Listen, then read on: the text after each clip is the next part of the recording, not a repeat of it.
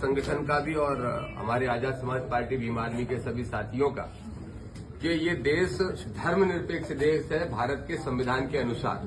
तो इसलिए इस देश को अगर किसी एक धर्म का बनाने की कोई यात्रा करता है तो वो गैर संवैधानिक भी है और निश्चित रूप से धीरेन्द्र शास्त्री तो फिर इस देश में सांप्रदायिकता फैलाने का प्रयास भी कर रहे हैं। इसलिए हमारे दलित पिछड़ा समाज संगठन ने पिछली 20 तारीख को, आज से लगभग 11 दिन पहले, महामहिम राष्ट्रपति को चिट्ठी लिखी थी, उनको मेल भी किया था और उनसे आग्रह किया था कि इस यात्रा को रोका जाए।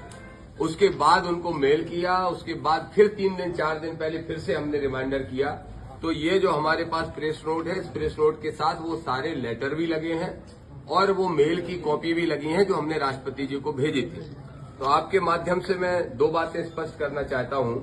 एक तो धीरेन्द्र शास्त्री की यात्रा को मैं मानता हूं, उनके बयान को आप सुनेंगे तो आप खुद मानेंगे कि वो देश में हिंदू मुस्लिम कराना चाहते हैं, सांप्रदायिकता फैलाना चाहते हैं, हिंदुओं को भयभीत करके मुसलमानों के प्रति नफरत करने के लिए मजबूर करना चाहते हैं। ये यात्रा पूरी तरह से सांप्रदायिक है, देश के ताने बाने को, समाज को तोड़ने वाली है। ये मैं आपको स्पष्ट करना चाहता हूं और ये वीडियो भी मेरे पास मौजूद है। इसलिए हमने राष्ट्रपति जी से तो मांग की है, अगर राष्ट्रपति जी से कल तक परसों तक कोई उत्तर आ जाता है तो, क्योंकि अब ये नेशनल मीडिया भी दिखा रही है, तो मुझे लगता है कि शायद राष्ट्रपति के यहां से कोई न कोई एक्शन हो। अगर नहीं होता है तो सोमवार को हम लोग कोर्ट जा रहे हैं यात्रा को रुकवाने के लिए। लेकिन दलित पिछड़ा समाज संगठन ने यह भी तय किया है कि 2 तारीख से लेकर 6 तारीख तक पूरे मध्य प्रदेश के दर्जनों जिलों में इस यात्रा के विरोध में धरना, प्रदर्शन, आंदोलन, ज्ञापन होगा और पुतला दहन भी होगा धीरेन्द्र का। और क्यों होगा? क्योंकि धीरेन्द्र को मैं एक संत नहीं मानता, और संत इसलिए नहीं मानता क्योंकि कोई संत, परसों धीरेन्द्र शास्त्री ने हरियाणा में एक मंच पे मुझे गालियां देने का काम किया और मुझे मारने की धमकी दे रहा है।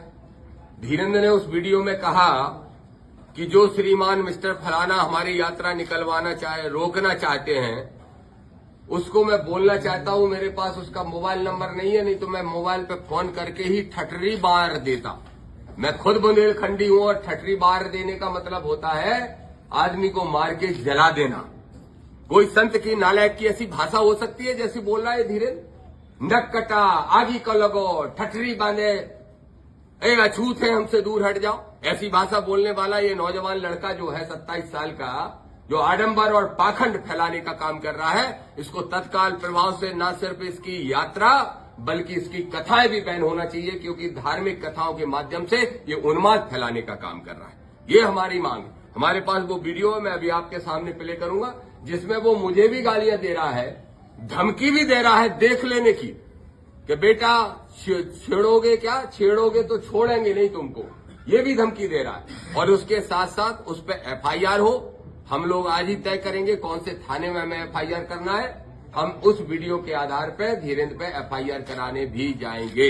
इसके साथ साथ एक बात और आपको स्पष्ट तौर पर कहना चाहता हूं कि धीरेन्द्र की यात्रा को लेके साधु संतों में भी असंतोष है।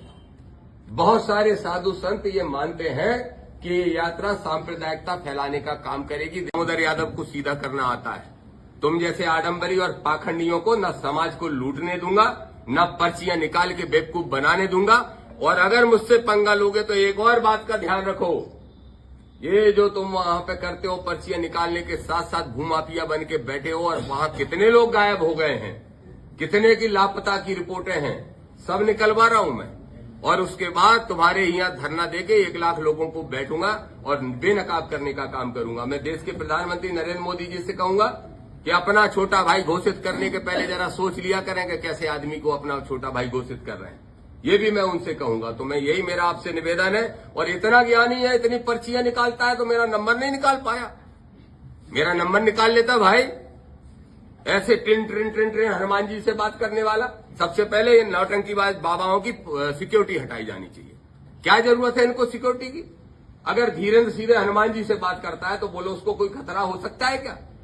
क्यों इनको सुरक्षा देके जनता का पैसा बर्बाद करने का काम कर रहे हैं? ऐसे जितने भी नौटंकीबाज बाबा हैं, इन सबकी सुरक्षा हटाना चाहिए और इनकी संपत्ति की जांच करना चाहिए। मैं तो ये भी कहूंगा कि सरकार को मोहन यादव जी, कृष्ण बंसल जो एक इनिशिएटिव लेते हुए इनकी संपत्ति की जांच करके इनकी 90% संपत्ति दर्ज करा लो अपने मध्य प्रदेश के कोष में। मध्य प्रदेश का आधा कर्ज उतरने का काम होगा। धन्यवाद।